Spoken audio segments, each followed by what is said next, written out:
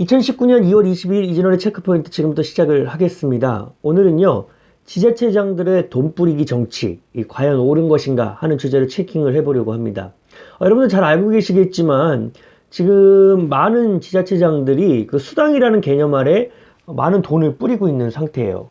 그래서 오늘은 그 박원순 서울시장이 최근 그 청년수당을 무작위로 주겠다는 이야기를 한 바 있습니다. 그래서 그 이야기를 중심으로 해서 한번 이 내용을 한번 짚고 넘어가 보도록 하겠습니다. 네, 박원순 시장 이야기 먼저 이어가 보도록 하겠습니다. 박원순 서울시장이 이런 이야기를 했어요. 20대 청년 5,000명, 지금 현재는 중위소득 150% 미만 그 청년들에게 매달 50만 원씩 지급하고 있는 그 청년 수당이라는 게 있거든요. 근데 그거를 이제 더 추가를 해가지고 20대 청년 1,600명을 무작위로 뽑아서 주겠다는 겁니다. 매월 50만 원씩 지급하는 형태로 그것도 진행이 되는데요. 이것이 무엇이 문제냐면 실험적 무상복지 정책을 진행하기 위해 가지고 한번 해보는 그런 정책이라고 해요. 그래서 소득 분위에 따라 주는 것도 아니고요. 무작위로 그냥 준다고 합니다, 돈을. 그리고 나서 실험군하고 대조군을 이렇게 비교를 해서 과연 어떻게 진행하고 있는지를 상황 판단을 한 다음에 향후에는 이걸 확대할지 축소할지를 정한다고 하는 건데요. 저는 이 실험적 무상복지 정책을 펼치려는 것 자체가 문제가 있다고 생각을 합니다. 왜 그러냐면요. 4차 산업혁명으로 인해 가지고 직업군이 많이 축소되고 있는 상태이긴 해요. 그때에 가서 정말 빈부격차가 커지고 그러면 그것을 어느 정도 갭을 조절하기 위해서 어느 정도 무상복지를 확대해가는 그런 형태로 가야 될 것인데 지금 20, 30년 후에 해야 될 것을 벌써부터 하려고 하고 있다는 거죠. 그런 것부터가 좀 문제가 있다. 뿐만 아니라 이것 자체가 포퓰리즘이라는 거예요. 10만원, 20만원 이렇게 내 수중에 들어오는 것보다 당장 청년들한테 진짜 필요한 건 일자리를 만들어주는 겁니다. 그럼 고용 창출을 위해서 어떤 것을 마련할 것인가를 그런 돈을 가지고 고민을 해야 될 부분이죠. 그냥 푼돈 10만원, 20만원 손에다 쥐어준다고 해서 그들의 삶이 얼마나 변화할 수 있겠습니까? 저는 아주 이 부분 잘못됐다고 생각을 하거든요. 근데 제가 왜 이 박원순 시장이 갑자기 또 무작위로 이렇게 돈을 주면서까지 이런 정책을 펼치려고 무리를 하고 있는가 하는 생각을 해봤습니다. 어떤 부분에서 그런 거 같냐면 저는 이렇게 표현을 했어요. 어쭈구리? 이재명이가 이런 걸 하고 있네? 박원순의 생각일 수도 있다는 거죠. 이재명 경기도지사가 이 청년배당으로 연 100만 원 규모로 지금 지급을 하고 있다고 해요. 24세에 한해서 이제 경기도에 3년 정도 거주를 해야지 이렇게 주고 있다고 하는데 어쨌든 간에 24세의 청년에게 연 100만 원 규모의 청년 배당을 지급을 하고 있다 그러니까 어떻게 보면 잠정적인 서로 경쟁자잖아요. 왜냐하면 향후 대선이 얼마 안 남았다는 거죠. 그렇기 때문에 이런 표심을 잡아당기고 이러기 위해서 돈을 어느 정도 풀겠다 하는 그런 모습이 저는 보여진다고 생각을 하고 있거든요. 그런데 제가 생각을 해보니까 그래요. 이런 사람들 대통령 되면 큰일 날 사람들 아닙니까?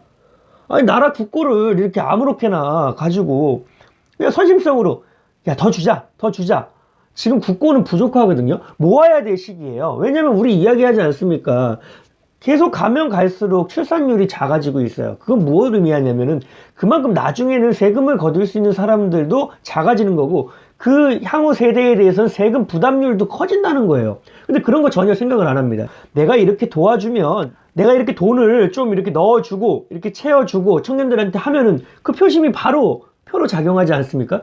이런 부분에 있어가지고 포퓰리즘을 아주 강력하게 남발하고 있다는 거죠. 그런데 여러분 이런 분들 대통령 된다고 정말 생각해 보십시오. 끔찍하지 않습니까? 얼마나 많은 무상복지 포퓰리즘 정책을 펼치려고 할까요? 정말 이 부분 짚고 넘어가야 된다고 저는 생각을 하거든요. 근데 이 부분과 관련해 가지고 여당 내에서 바른 목소리를 낸 분이 한 분 있어요. 그래서 제가 그분 이야기를 소개하면서 오늘 이야기를 이어가려고 하는데요. 누구냐면 이 정원호 성동구청장입니다. 정원호 구청장도 민주당 출신입니다. 그렇기 때문에 복지정책에 대해서는 생각하고 있는 게 많을 것이라고 사료가 돼요. 그럼에도 불구하고 이 구청장이 현금복지 경쟁 이제 그만하자고 이야기를 했다는 거죠. 그래서 중앙일보에는 여당 구청장의 분노라는 타이틀로 제목이 나갔어요. 이제는 민주당 내에서도 반발이 일어나고 있다는 겁니다. 근데 왜 그런 것이냐? 이 정원호 구청장 이야기를 들어보니까 말에 일리가 있다는 생각이 많이 들거든요. 먼저 첫 번째는 이거예요. 한 번 주면은 계속 늘려야 한다는 거죠. 사람의 마음이 그렇습니다. 우리 이야기 많이 하지 않습니까? 먹고 나면은 눕고 싶고 눕고 나면은 자고 싶은 게 사람 마음이다. 이런 것처럼요. 최저임금 문제로 한번 우리 이거 이야기해 볼까요? 최저임금 갑자기 급격하게 올려가지고 지금 최저임금 인상으로 인해 가지고 자영업자들 애로사항 많지 않습니까? 뿐만 아니라 일용직 노동자들은 강제로 구조조정 당한 거나 마찬가지예요. 그러다 보니까 이것을 조정을 해야 되는데 아래로 줄일 수는 없어요. 계속해서 지금 어떤 부분으로 생각하고 있냐면 올리자고 하는 거를 어떻게 막아볼까 이 정부가 이제 고민을 하기 시작한 것 같은 느낌이거든요. 그런 것처럼 계속해서 한번 주면은 줄이기는 어렵고 늘려야 되는 상황에만 봉착을 하게 됩니다. 그런데 지금 지자체장들이 남발을 하고 있다는 거예요. 뭐 노인수당은 얼마에 주느니, 뭐 청년수당은 얼마에 주느니. 정원호 성동구청장 이런 이야기를 하더라고요. 옆에 있는 중구에서도 어르신 공로수당이라고 하네요. 이 어르신 공로수당을 준다고 하니까요. 당장 주민들 민원이 지금 빗발치고 있다는 거예요. 왜 옆 동네에선 주는데 우리는 안 주느냐. 그런데 이 구청장들만이 또 가지고 있는 사업적인 계획도 있거든요. 근데 그 사업 계획을 이행을 할 수가 없는 거예요. 왜 그러냐면 그 돈을 다 쓰자고 생각을 하니까요. 수당으로 10% 이상의 복지 예산을 사용해야 된다는 거죠. 그렇다 보면 다른 데다 이용할 수 있는 그런 예산을 활용할 수 없다는 거예요. 특히나 이 선출직으로서 무시하기가 어렵다는 부분이에요. 왜 그러냐면 선출직이기 때문에 표심에 영향이 있지 않습니까? 옆에서 누가 뭘 주는데 우리 구청장은 안 주네, 우리 시장은 뭘 안 주네, 우리 도지사는 뭘 안 주네, 이렇게 생각을 해버리면은요 그게 표심에 정확하게 또 반영이 되는 부분도 없지 않아 있거든요.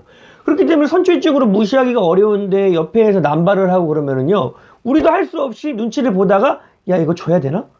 아, 할 수 없다 주자, 이런 식이 돼버린다는 거죠. 그렇게 돼버리면은 문제가 무엇이 생기냐면 계속해서 내가 아이디어를 짜온 것들을 진행을 할 수가 없다는 거예요. 그래서 또 정원호 구청장 이야기도 하더라고요. 아이디어 짜내면 뭐 하겠느냐 이 얘기를 하더라고요. 그 노인들에게 소일거리를 만들어 줘가지고 그곳에 일을 하면서 약간의 돈을 벌 수 있도록 해주는 그런 생산적인 복지 체제를 만들어 가려고 노력을 하더라고요. 뭐 또 다른 것을 한번 짚어보자면은 안심상가라는 거를 조성을 해가지고요. 좀 힘들어하는 자영업자들 아니면 폐업해야 되는 자영업자들 좀 싼 가격에 그런 기업과 연계를 해가지고 뭐 점포를 준다거나, 또 뿐만 아니라 뭐 젠트리피케이션 방지를 통해서 뭐 집값이 오르다는 그런 부정적인 측면도 있었던 건 사실이에요.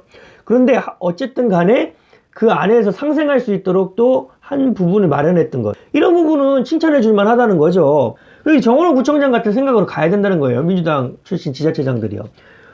그런데 너무 아직까지도 그런 게 없다는 것이 참 문제라는 것을 한번 짚고 넘어가고 싶습니다.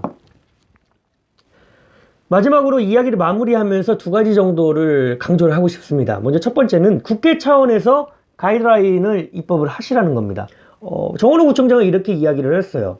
문재인 정부에서 이 정부 차원에서 가이드라인을 잡아달라. 그래서 어느 정도 이상으로는 그런 수당에 관련된 예산으로 복지 예산 사용하지 못하도록 해달라고 이야기를 했는데, 이 문재인 정부도 쉽지 않을 거예요. 왜냐하면 복지 정부, 이걸로 시작한 정부가 문재인 정부 아닙니까? 그렇기 때문에 이것을 뭐 축소한다거나 가이드라인을 잡는다거나 하면은 자기 지지층들의 반발이 있을 것이기 때문에 쉽지는 않을 거라고 생각은 들어요. 하지만 제가 생각했을 때 국회 차원에서 가이드라인을 만드는 데는 어느 정도 방향성을 잡아볼 수 있을 것이다. 보수 야당들이 지금 어느 정도 목소리를 낼 수 있는 그런 의석수를 갖고 있잖아요. 그리고 입법도 할 수 있는 그런 역량이 어느 정도 되기 때문에 그 역량을 통해서 입법이 되지 않더라도 어쨌든 가이드라인을 만들기 위해 노력하는 모습을 보여주고 국민들이 알 수 있도록 해달라. 국회 차원에서 가이드라인을 만들어 입법을 하면 알아서 국민들에게 포퓰리즘이라는 것이 알려지게 될 거예요. 이 두 가지를 한 번에 하실 수 있다는 부분이죠. 그렇기 때문에 국회 차원에서 가이드라인을 만들어서 조속히 이 부분을 정리를 해야 된다고 생각을 해요. 경제는 계속 어려워지는 상황인데 고간을 풀어서야 되겠습니까? 진정 필요한 곳에 합리적인 복지를 하자는 겁니다. 필요한 사람들, 정말 가난하고 힘든 사람들 구제해줘야죠. 그게 국가의 역할인 건 맞아요. 그런데 정말 한 달에 수천만 원씩 생활비 쓰는 사람에게 급식비 10만 원 지원해준다고 해서 그 사람에게 그게 도움이 되겠습니까? 그냥 통장에 찍히는 돈일 뿐일 겁니다. 그렇기 때문에 그런 돈들 합리적인 복지 이용하고 또 묶어놨다가 그런 돈들 나중에 정말 이 인공지능 AI 시대에 계속해서 진행이 되면서 노동력이 사라지고 더욱더 빈부격차 켜지고 그런 시대가 될 것인데, 그때 가서 그 격차를 줄여나가는데 활용해야 되지 않겠습니까? 또 그 격차를 줄여나가기 위해서 기술 혁신을 통해서 많은 급부를 창출하는데 그런 돈 사용해야 되지 않겠습니까? 그렇기 때문에 이 부분에 있어서는요, 우리 국민들께서도 이 부분 잘 직시해 주시고 이렇게 같이 생각을 하시면서 이 부분 강력하게 좀 지탄을 해 주셨으면 좋겠다고 생각을 해봅니다. 2019년 2월 22일 이진원의 체크포인트, 오늘은요 지자체장들의 돈 뿌리기 정치 과연 옳은 것인가 하는 주제로 체킹을 해봤습니다. 감사합니다.